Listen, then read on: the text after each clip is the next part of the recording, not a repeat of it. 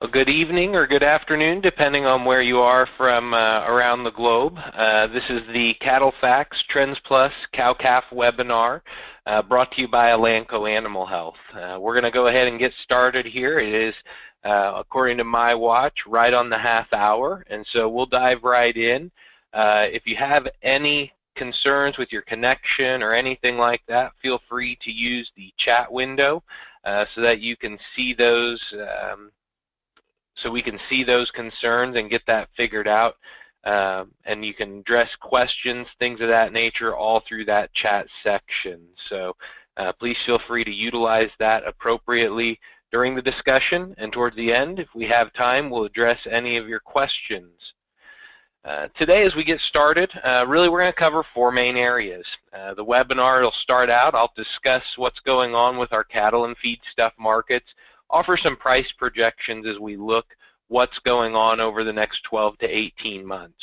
We'll talk specifically about some of the things going on with this calf market throughout the fall and into 2018 during that time.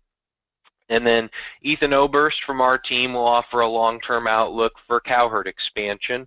Then we'll wrap up with a message from Elanco, our sponsor, and Dr. Jacob Hagen, and he'll talk a little bit about BRD vaccines and implants and their influence on profitability.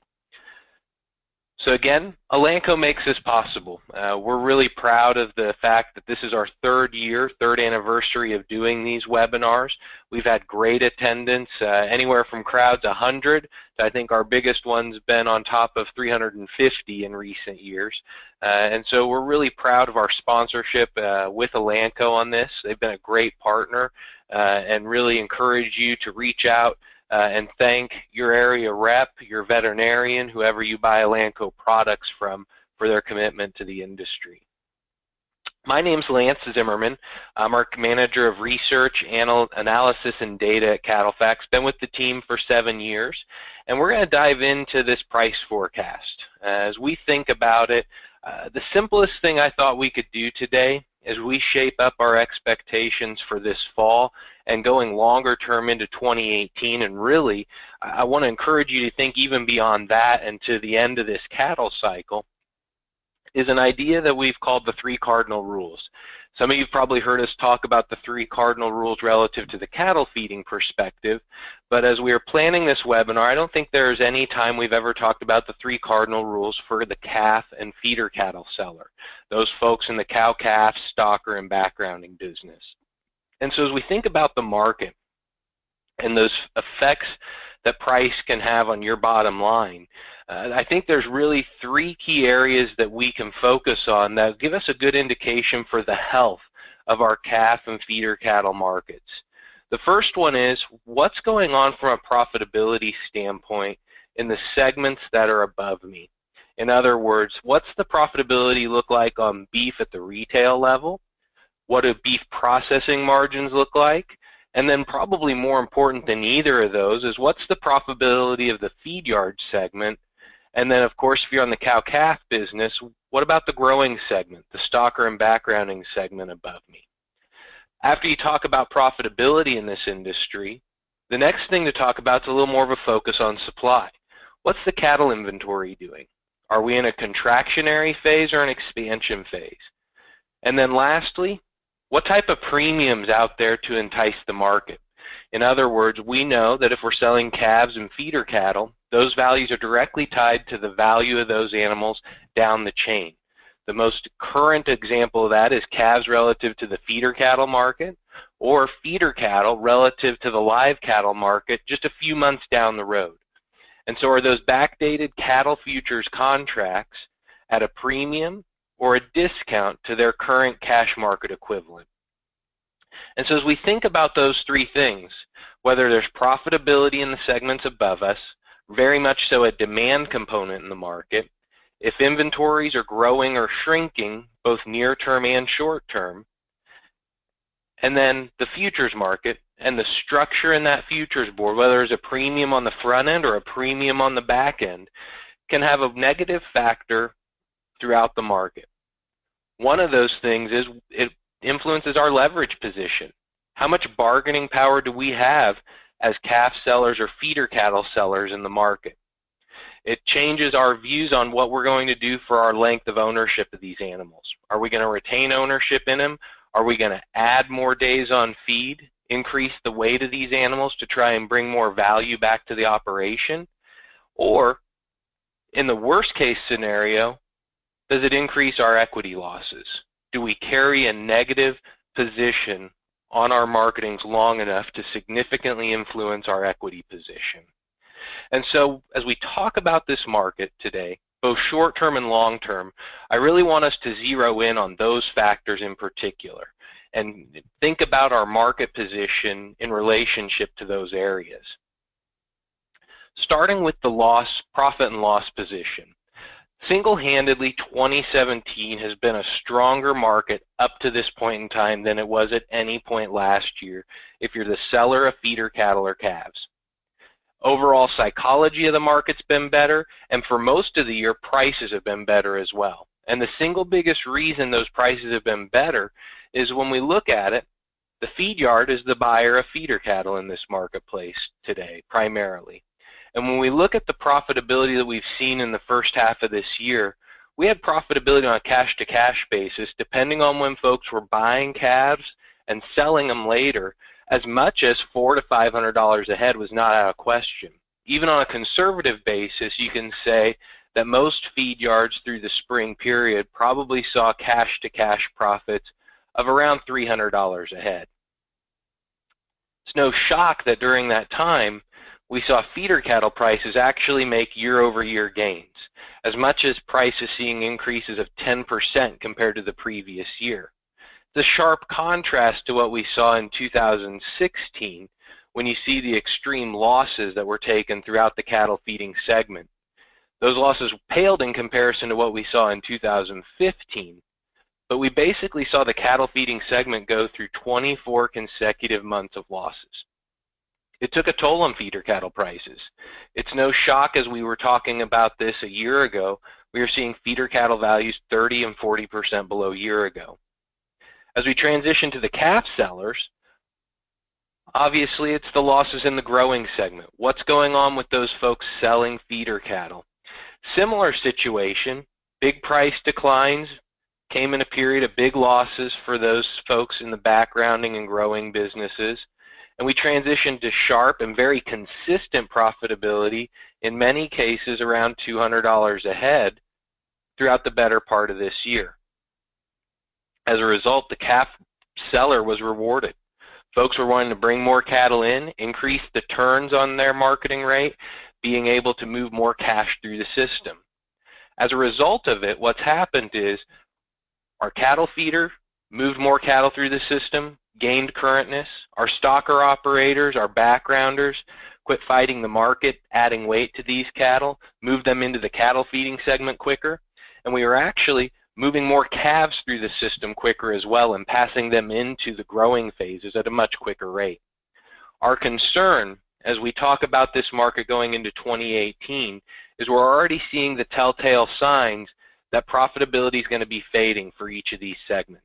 You can see it here with the blue line. It's starting to creep lower, and you're starting to see it with the green line as well. It's starting to creep lower.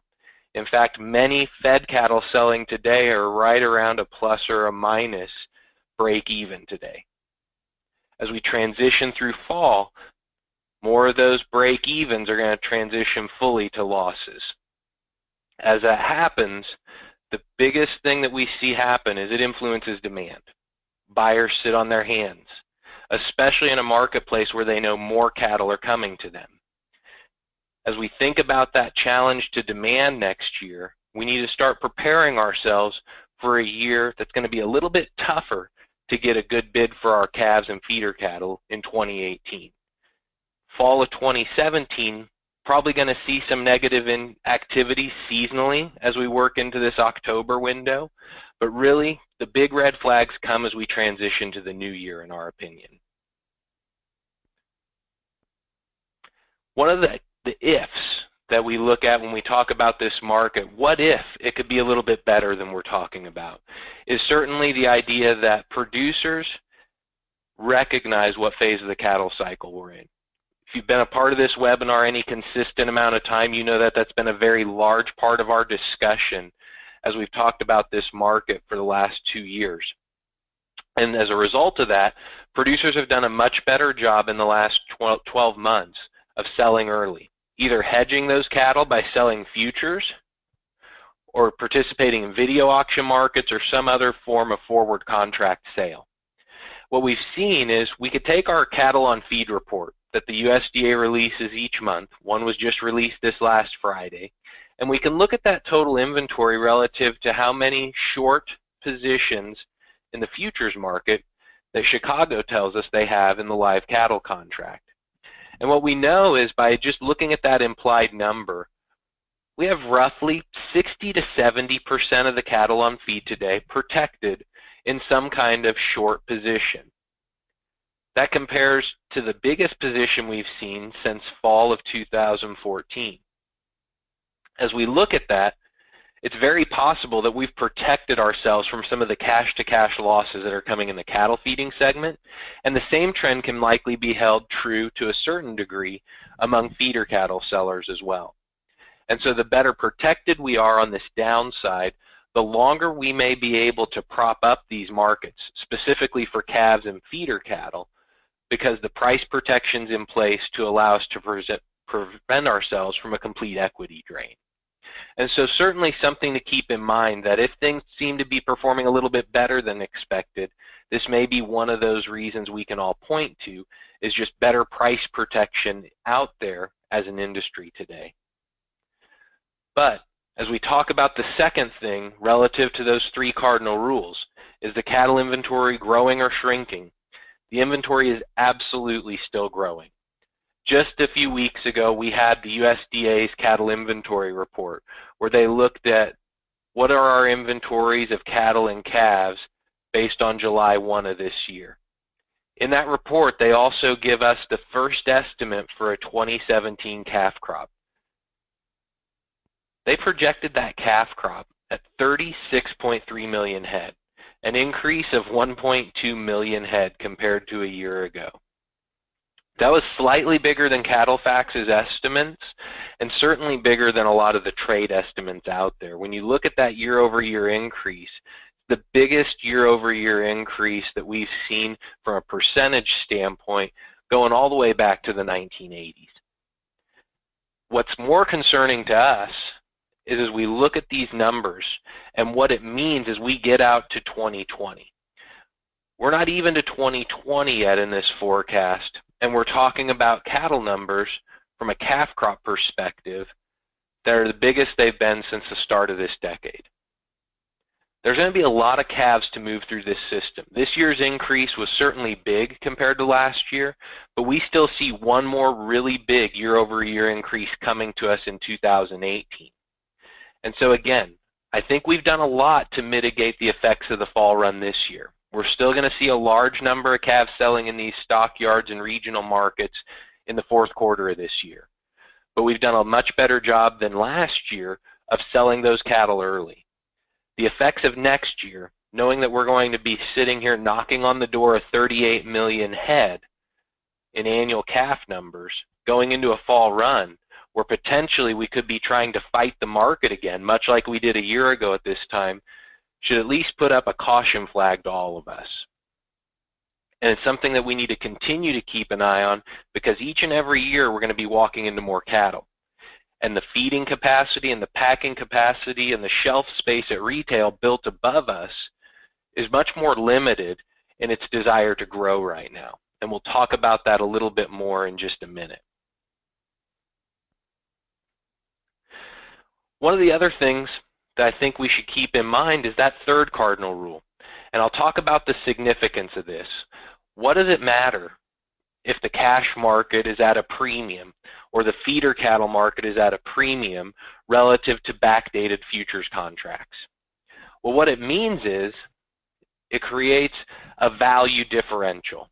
In other words, if those backdated futures contracts are at a premium, it allows the cattle feeder or it allows the stocker operator to pay more for your calves because he's going to try hedging those animals that he's buying against those backdated futures contracts.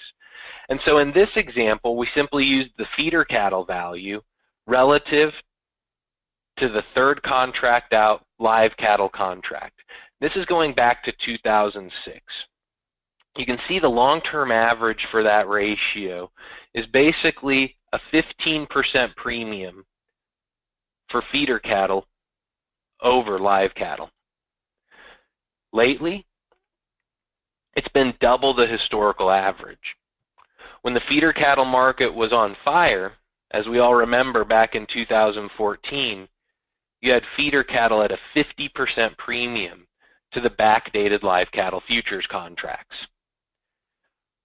Whether you look at this bigger picture like in the top graph, or you just zoom in on the time period since 2016, you can see we've built an awful lot of premium into these feeder cattle today.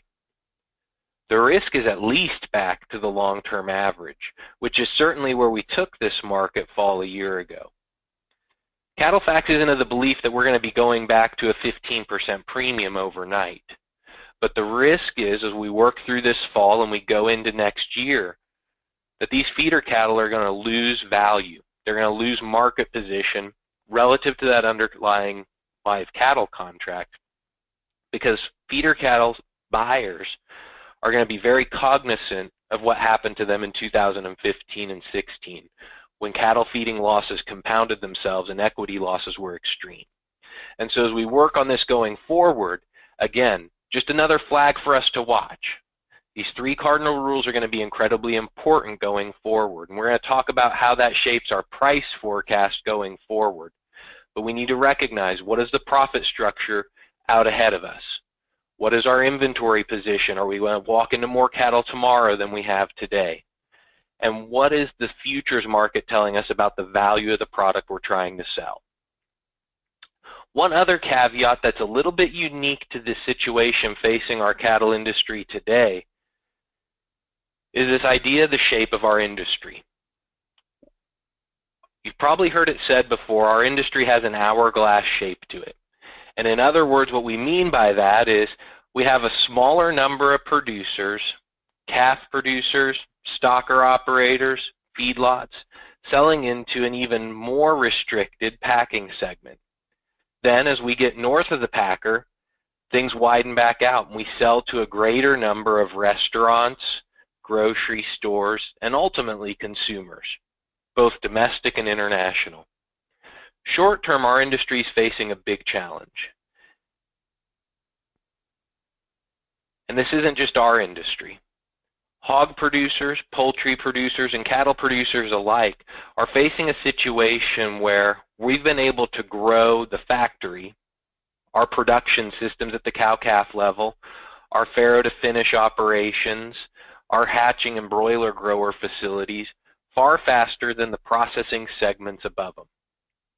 And as we look at this situation facing us as cattle producers, this looms huge for cow-calf and stocker operators going forward. As we look at this, I think this is probably the most simple way I can paint this relationship.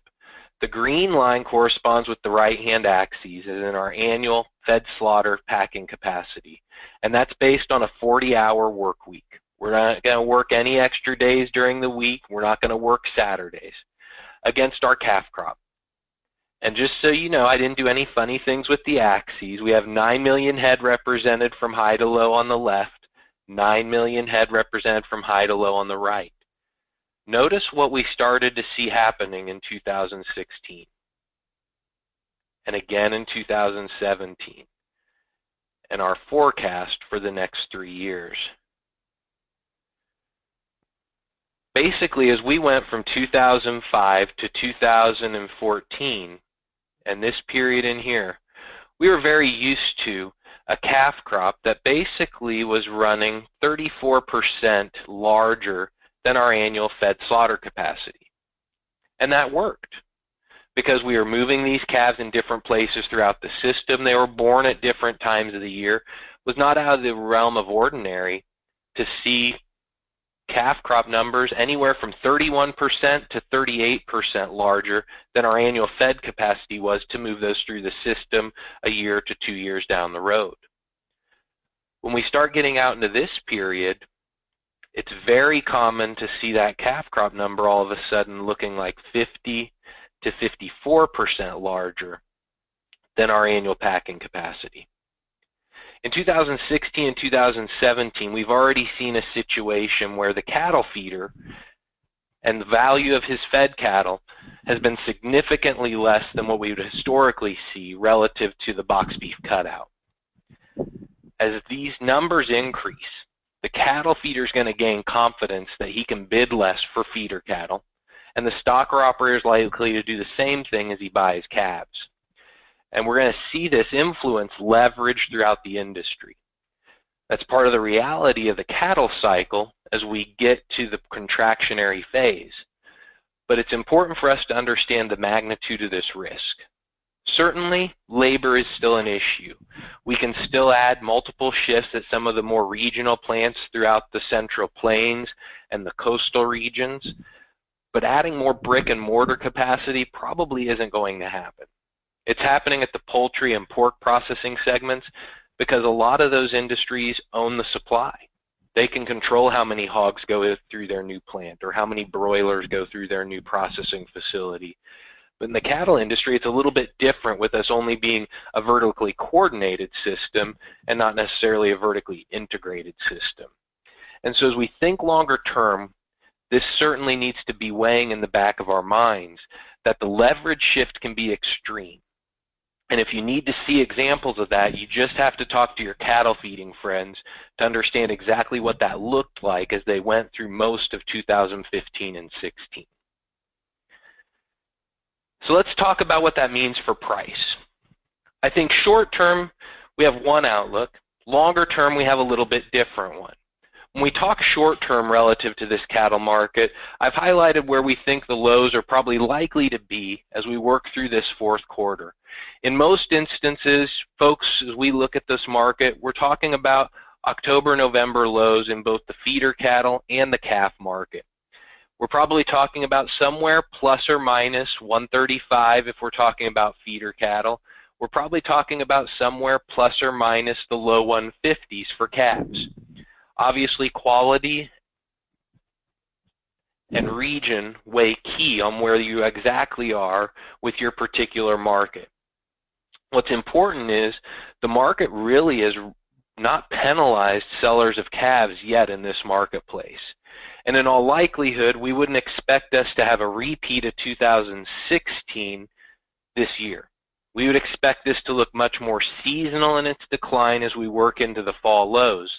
In other words, if you do the math on what I told you, a feeder cattle market somewhere in the low to mid 130s, a calf market somewhere in the low 150s, you should have a ratio that's just around a 10% premium for calves in the marketplace, which would be roughly our expectation. It wouldn't surprise us if we saw a bigger premium erosion than that in the calf market, but today that's not our expectation. It's a risk, but it's not our expectation. And I think that that same message, risk versus expectation, continues to echo as we think about next year. And this is a graph that I know we've shared with you at least on a couple occasions in this webinar, but I think it bears repeating. We're going to start down here in the feeder cattle market. And you can see as we worked through last year, we broke through that long-term support level of $100 a hundredweight. Cattle this week across the countryside are likely to trade in the low 100s again this week, somewhere around 105 to 107. As we look at this market, that continues to be our risk threshold. And while we may or may not break through that on the fed cattle side this year, we do feel that there's very good support at those levels for the feeder cattle market through the end of this year, and certainly feel that way in the calf market.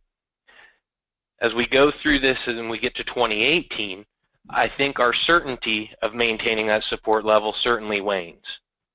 I think that that becomes a very real threat as we work to the second half of the year in all of these markets. And so as we do make breeding decisions, as we make heifer retention decisions and culling decisions, I think that's important to keep in mind that we are likely on borrowed time before we break through that range and spend more time there than we've been accustomed to this year and last year, mostly because of that threat of the equity losses we mentioned earlier.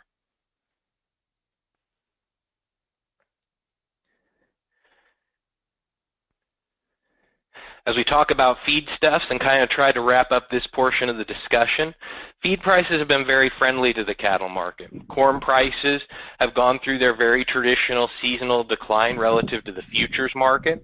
And as we look here going forward over the next 60 days, downside risk probably exists down into the low $3 area.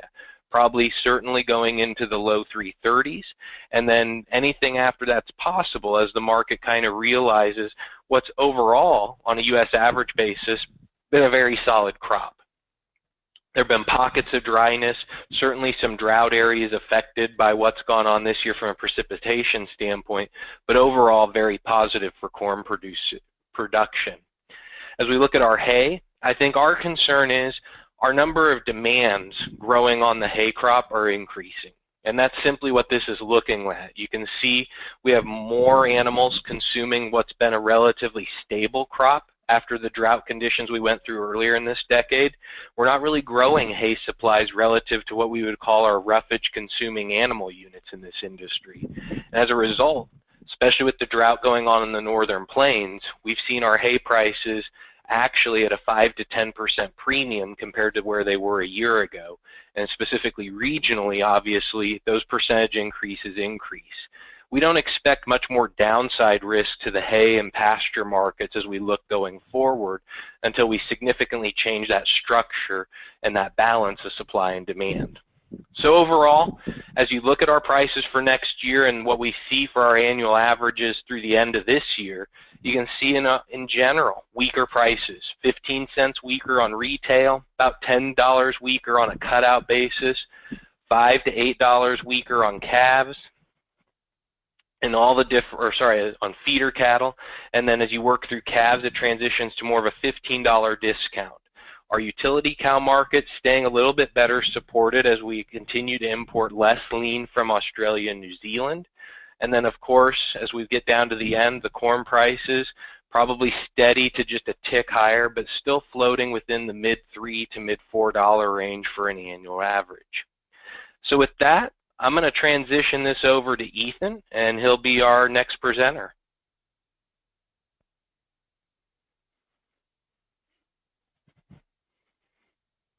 Thank you, Lance. As we transition over here, hopefully you all can see my screen now as well. And what we're going to do with this portion of the seminar is we're going to look a little bit at a long-term outlook of beef cow herd expansion. Now, obviously, that's something that we get a lot of questions about recently, especially with the drought in the northern plains that we've experienced, and what kind of effects that'll have on us going forward from a supply situation over the next several years. Now, obviously, this is some data that we gathered from the cow-calf survey.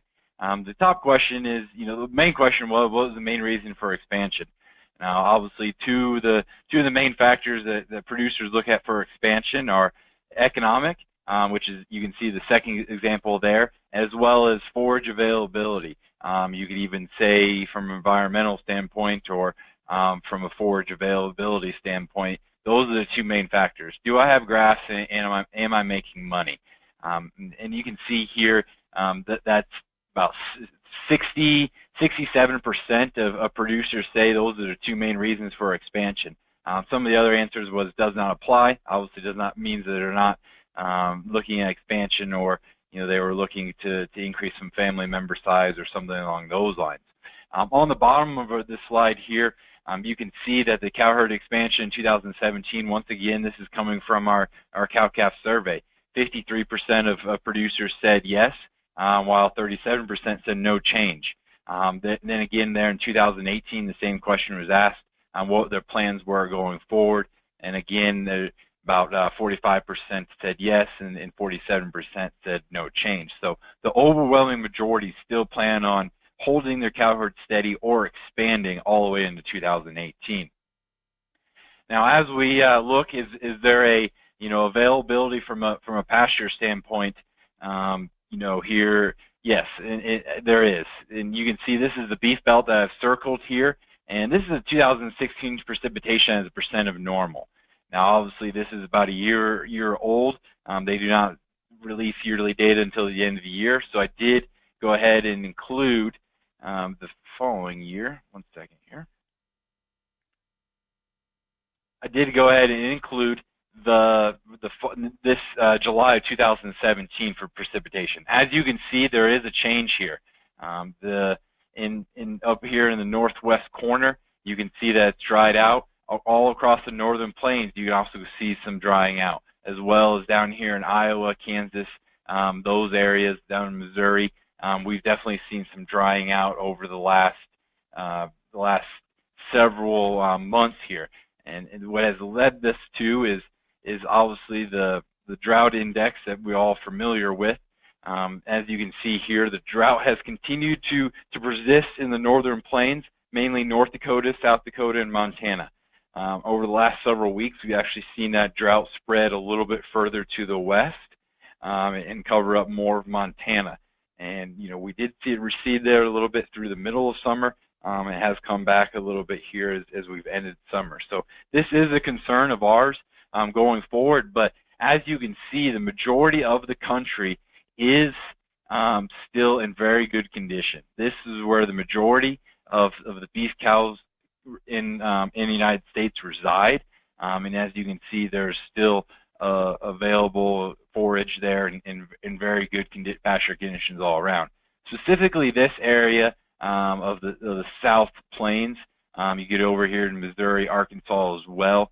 Those are some areas that have some increased room for additional expansion. So as we can see, those areas are still in very good condition from a drought standpoint, obviously from a forage standpoint.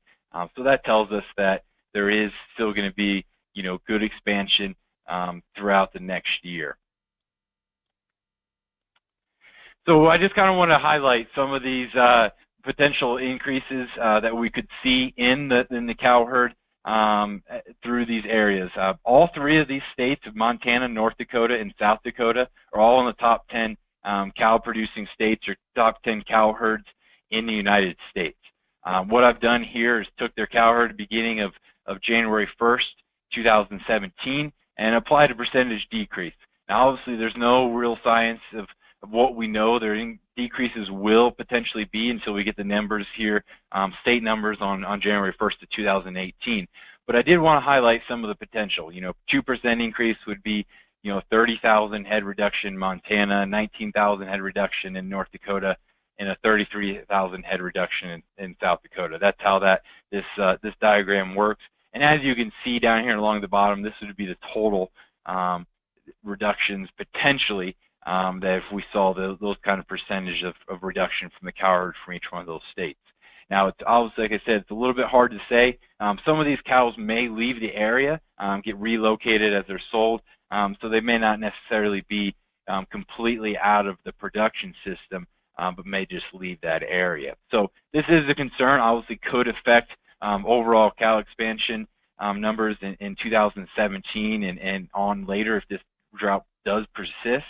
But when we're talking about a cow herd that's over 32 million head or approaching 32 million, or I should say over 32 million head and increasing, you know, 82,000 head or even 150,000 head isn't a huge decrease through overall cow numbers.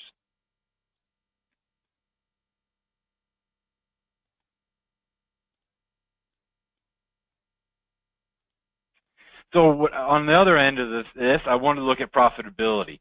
Now, obviously, we've you know, we talked about this in Lance's discussion about profitability ahead of us.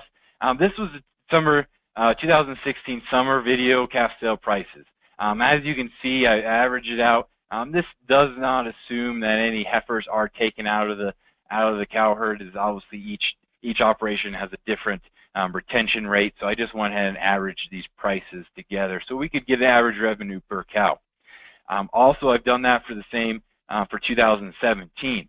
As you can see here down in the bottom right-hand corner, our 2017 number is roughly about $87 head better in 2017. Now, we go back to the cow-calf survey that was completed at the beginning of 2017 and look at, you know, some of the perceived profitability, some of the perceived or anticipated expansion levels going forward.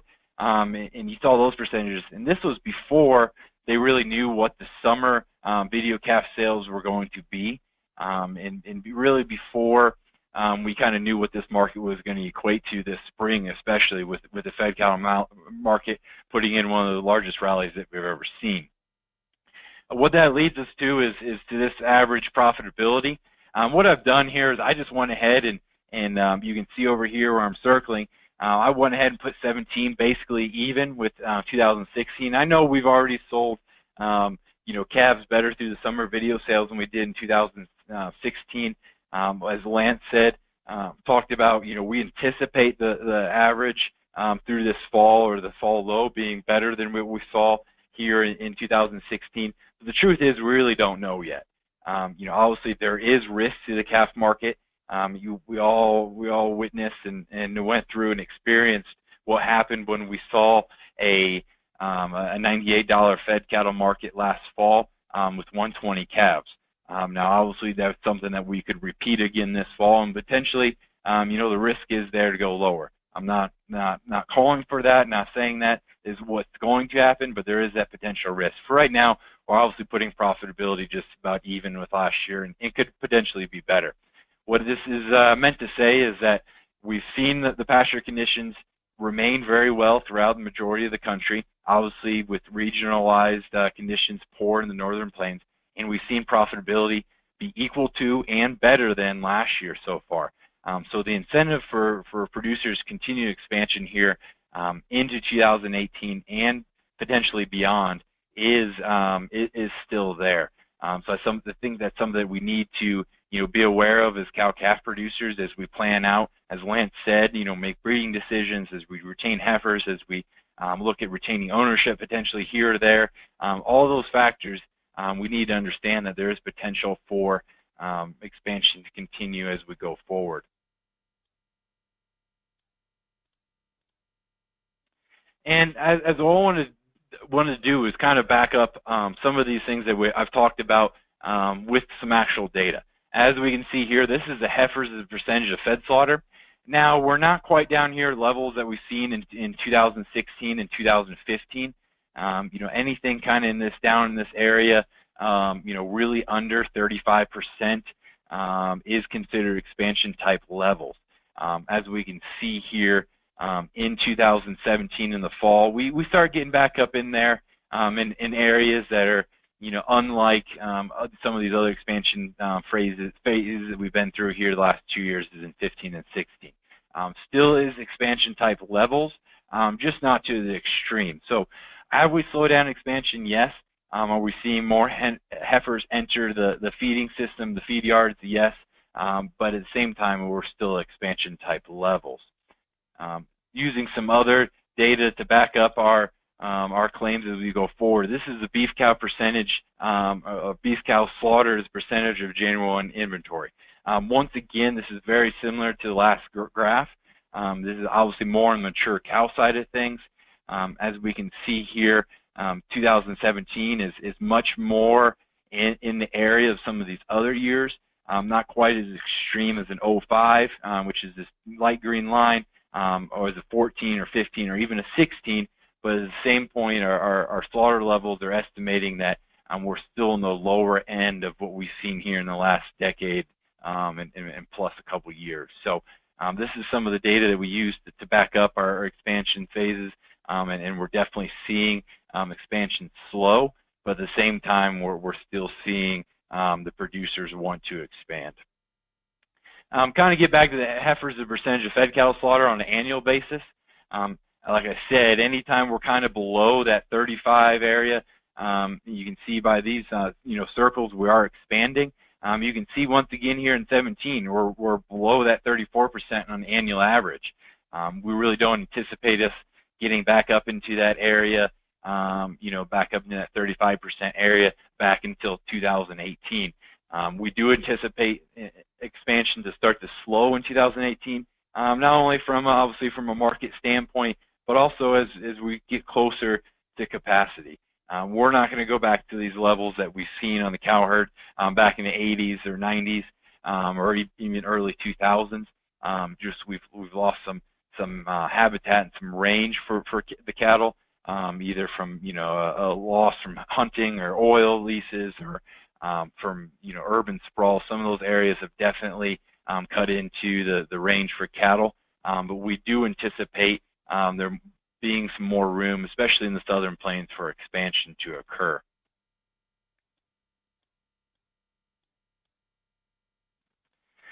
Another kind of the old rule of thumb that you hear a lot is what is the number of calves or number of steer calves needed to pay for a bred cow. It's one of those indications that we've seen, it's kind of really helped us in some situations. You can see back here in the 90s we approached this long-term average.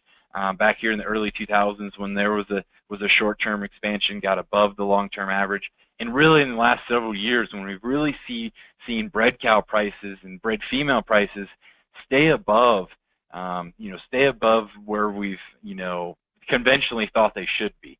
That is one indication of demand for bred females, as one indication of expansion and continued expansion. And I kind of want to get to this next graph. This is basically the same data. It's a ratio that we just looked at. It goes a little bit further back into history. And as we can see, we've really stayed elevated here. This is really dating back to the last couple of years. Just recently have we seen the bred cow to calf price ratio start to drop off, as we've seen some of these bred female prices decline while demand for calves still stays strong.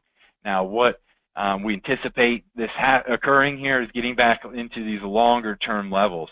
You can see this 1.6 really to 1.35 area is a pretty good range. We spent a lot of time in this area and really anticipate getting back into that. Could potentially be all the way into 2018. It seems like when you talk to producers out in the country, look at bull sales, look at cow sales, you still see a strong demand. I get a lot of questions from customers of ours, clients of ours. What's going on with these cows? Why are guys continuing to pay for these cows so much when we've been so much lower in prices since our 2014 high? And I think it's a lot of what we've already talked about here in the last several slides. There's available grass. This is some of the best conditions that we've seen from a forage standpoint for quite some time. I believe, I forgot to mention, but I believe this is some of the smallest area of the entire country that we've seen covered in drought. Even though there is a drought, pretty severe drought in the northern plains, when we look at the entire country as a whole, it is one of the smallest areas that have been affected by drought over the last several years. And then we look at from a economic standpoint, we've really seen a profit better than 2016. That was not expected. I think if you ask anybody in the fall of 2016 what they expected to see prices in 2017, and I don't think many of you would have said they were going to be better in 2017 than 2016. You've really seen that. And a lot of that obviously has been to the profitability above the cow-calf sector. What this all leads to is this is our estimate for beef cow numbers over the next several years. You can see here, this is 2018. Obviously, that is January 1st, 2018. We anticipate being about approximately 800,000 head larger, basically right at that 32 million mark. That is a number that obviously can be affected, as one of my previous slides showed, by the northern plains. But as I said, maybe it's a 80 to 100 or 200,000 head decrease, but we do still plan on approaching that 32 million head mark, whether it's in January 1st, 2018 or January 1st, 2019. We anticipate seeing the beef cow herd at or over that 32 million head mark. As we approach and get in 2019, our estimate is another 200,000, which obviously puts us over that 32 million mark there in the January 1st of 2019. If forage stays good and maybe we recover from this drought in the north, the profitability stays plentiful or at least sustainable here into 2018 and 2019, we could see a still growing cow herd into 2019, 2020. Obviously, we're a long ways away from that, and Mother Nature can have a lot to say about that before we get there. And I just wanted this is a slide that we use, and I wanted to put this up here. This shows the cattle cycles really dating all the way back to the early 1970s. You can see there every peak to peak is about 7 to 12 years, or you could go valley to valley is about the same thing. And you can see there we really should have peaked that cycle out there in 2011, 2013. Obviously, drought affected that. We put in a very, very large top there in 2014, 2015. So when does that put our low in?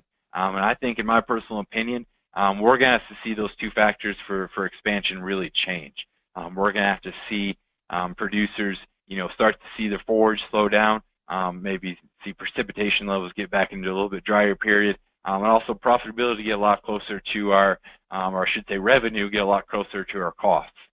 We've seen cow costs relative to the cow-calf survey actually decline here over the last 2 years. That was not something that we expected, but it is something that we definitely challenge our producers to continue to look at, and I would issue that challenge once again here at the end of August 2017 for the next couple of years. These markets, as long as these supplies continue to increase, we're going to continue to see some leverage issues with segments above us. We're going to struggle to gain that leverage or keep that leverage, as well as some of that profitability is going to be fleeting. Volatility is going to remain. So I still issue that challenge. That's one of the things that we can control is the cost side of things on the cow-calf, segment, with our cow costs. So, when the low is going to be, 2020 seems like a good year. In my personal opinion, I think it could be a little bit further out there if we do continue to see supplies. As Lance mentioned above, with the calf crop increasing this much larger again in 2017, that basically puts our increasing overall cattle numbers increasing all the way into 2019. As everybody knows, cattle have a little bit slower of a biological clock than the hog or broiler producers would. So it takes us a little bit longer to work, also increase supplies as well as work through those additional supplies. So if we see the cow herd increase into 2019, that puts our overall cattle supplies increasing into 2020, 2021. With that being said, I would like to introduce Dr. Jacob Hagenmeyer. He is a technical consultant with the Beef Business Unit of Elanco Animal Health. He's going to go through some BRD vaccines and what that can benefit your herd this fall, as well as what the additional benefits are of implanting. So, Dr. Hagenmeyer, if you're ready, I'm going to go ahead and switch the screen over to you. Sounds great. I appreciate it, Ethan, excuse me. And I believe I speak on behalf of all of Elanco when I say that we truly value the opportunity to collaborate with CattleFax in order to bring producers insight about current market conditions and also provide timely advice regarding management decisions. So, see if I can get my screen up here. Do you guys out there, are you seeing my background or do you see the slides? I'm seeing the slides, and I hope that I'm speaking for others, so I'm going to go ahead and give you the go-ahead and continue on. I am seeing the slides. Perfect. Well, today we're briefly going to focus on a couple management tools to help capture value when selling during the fall run and hopefully improve the profitability of you guys' cow-calf operations. So as Ethan and Lance have both alluded to, the cattle market in recent years has been at an all-time high in regards to volatility, and this has resulted in elastic prices with factors such as cattle inventory, consumer supply and demand, seasonality, and speculative investors all being contributors to that volatility. And with the current market, it's important that producers capitalize on opportunities to add value to their bottom lines. And this is especially true in the current state of the market when margins are expected to be tightening up or be less favorable for the feedlots, as predictability of expected growth, performance, and health outcomes will definitely be more so desired to determine break-evens. In addition to that, as we're all aware, BRD still continues to be the leading cause of morbidity and mortality when considering the cattle industry as a whole. Some estimates have suggested economic implications as high as $2 to $3 billion. And focusing on the feedlot here, BRD still accounts for greater than 75% of morbidity and greater than 50% of mortality. And kind of in a timely manner, we see a spike in BRD in the fall. Some of that could be attributable to weather, but obviously the main driver is the correlation to the increased number of calves being pulled off of grass and placed into confinement relative to the rest of the year. It goes without saying that all beef producers, and especially the ones we have on this call here, they want to set their calves up to have the best chance of success and best performers in the feedlot. But with that being said, industry-wide, there's still room for improvement in regards to ensuring cattle are vaccinated for bovine respiratory disease.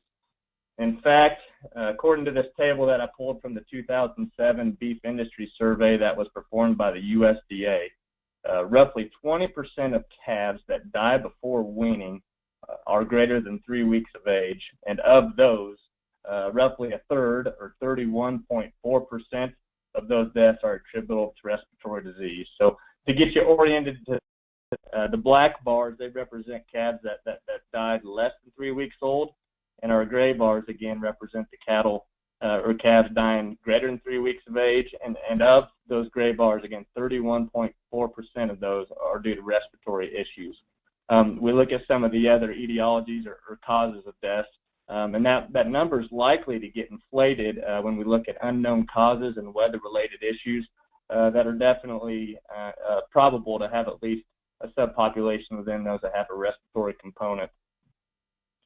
And with that being said, pulling another table from the same report, only 39.4% of herds actually vaccinate calves for respiratory disease at any point prior to sale. And so when I say vaccinate for respiratory disease, the antigens that we're talking about are what would be in your typical 5-way vaccine, or IBR, BRFV, BBD types 1 and 2, and PI3. And so looking at that, or another way of thinking about this, is only 60.6% of all cattle herds, again talking herds, not actual number of cattle, surveyed in 2007, irrespective of size, did not vaccinate calves a single time against respiratory pathogens prior to weaning or sale.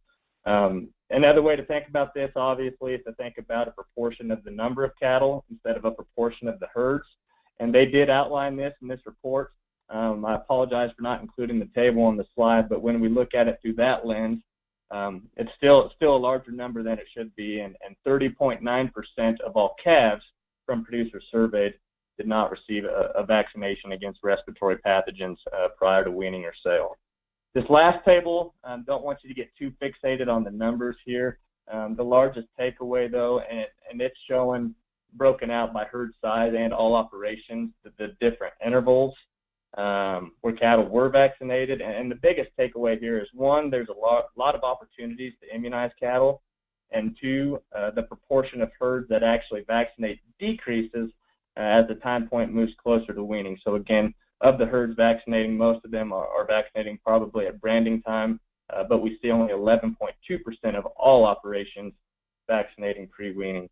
And why this is, is maybe still up for debate. The ability to have facilities, it can vary by producer, or even the anticipated change in ownership and the perception that cow-calf producers maybe are not rewarded for these efforts at sale time. And we'll dive into the latter of those two here in a couple slides. And another thing I'd like to point out is realizing that this data is a decade old. The USDA is conducting another survey this year. So obviously, as we learn more about the more contemporaneous results here, maybe come back and revisit some of these values. So while many other factors exist that we can influence to mitigate the risk of BRD across the different segments of our industry, and particularly the cow-calf sector, the value of implementing vaccine programs to promote the right protection at the right time really we don't want to cannot be underestimated. And As we mentioned previously, the economic implications of BRD are not just confined to the feed yard, but indeed extends back into the cow herds. And as such, immunizing early in life serves as a cornerstone for setting cattle up for a lifetime of adequate immunity against these important pathogens associated with this disease complex. Fetal programming is a concept that a maternal insult or maternal stimulus, while that dam is in gestation, could have a detrimental effect on the development of the fetus. I assume, a lot of us have probably heard multiple veterinarians talk about the importance of trace minerals in that last trimester or late in gestation, and the importance of those trace minerals and the development of the immune system of that fetus. That's one example of how we can influence the health of the calf moving forward through fetal programming. Colostrogenesis, appropriate vaccination and timing of the dam to ensure colostrum deposition of those antibodies and promote better passive immunity during colostral intake immediately after birth. And then, furthermore, not only is the vaccination of calves at branding and pre-weaning recommended, but economic research has shown that feedlots or stockers, whoever the buyer of our calves might be, are willing to pay a premium for those calves compared to their non-vaccinated cohorts. And to support this statement, let us look at this table from Mark Hilton, a fellow TC friend of mine with Elanco. His chapter that he published on preconditioning in the veterinary clinics in North America.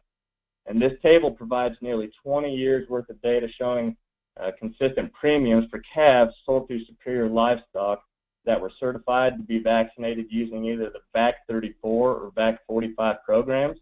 And for those of us on the call that might not be familiar with what those programs are, the VAC34 requires vaccinating against the respiratory pathogens and then also clostridial pathogens while the calves are still on the cows 2 to 4 weeks pre-weaning. And the VAC45 program requires, in addition to that pre-weaning vaccination, a booster at weaning and then 40 days preconditioning. So when we look at this table, on the far right, we have the VAC45 or the preconditioned calves. One column in from that, or the third column from the left, would be the VAC34, the calves vaccinated 2 to 4 weeks pre-weaning, but not preconditioned after that. And when we compare those two programs to the non-vaccinated cattle over these 20 years, we see a positive return over each of the 20 years. We're just going to speed ahead to 2012. When looking at 2012 alone, we saw a $6.70 premium per hundredweight over non-vaccinates for the VAC34s, and looking at the preconditioned calves, north of $12 premium per hundredweight. I have seen the data, and I apologize it's not on this table, for 2013 to 2016. And since we, again, just talking about the Superior platform here, the proportion of calves in that database that were sold not from the Certified Health Program had gotten so small to such that it was less than 1% of the calves. And so they actually switched their baseline to comparing to a VAC24 program, which is just the calves that are vaccinated at branding or prior to turnout to grass, but not again after that, prior to weaning. And even using that program as the baseline, they're still from 2013 to 2016, roughly a $4 to $6 premium for the pre-weaning vaccinated calves with the VAC34, and roughly a $10 per hundredweight premium for the preconditioned calves. Spanning a slightly different time frame, this graph was pulled from a 2012 paper that was actually published by our friend Lance Zimmerman here. And on our x-axis, we have the percentage of pens sold. On the x-axis, we have year. And I want to draw your attention to the dashed line near the top of the graph. And what that's showing is an increasing percentage of lots of calves that are sold from a certified health program. And as I alluded to on the previous slide, in the Superior database in 2016, that number was actually south of 1%. If memory serves me correct, it was 0.88%. So we've done a very good job. We've made improvements, but it is important to remember that here we're talking about just one database, and the proportion of cattle sold unvaccinated may be greater if we started to explore other marketing channels. I'm going to kind of change gears here and move into the value of an implant program for the cow-calf sector. And while it's maybe too late to capture this advantage for 2017, my goal is to hopefully stimulate thought going into next year as we're trying to develop programs designed to maximize or add value to our calves when we're getting ready to sell them in the fall. This graph, again, represents superior data, and this was actually taken from a presentation by Dr. Chris Richards at Oklahoma State University, and was originally modified from some research done by King et al. and Seeger et al. But what we have here is on the y-axis, we have percentage of lots. On our x-axis, again, we have year, and then the color of the bar denotes whether those lots were implanted or not. So in essence, if you were to add up the orange bar and the black bar for every year, it'd add up to 100% of the lots.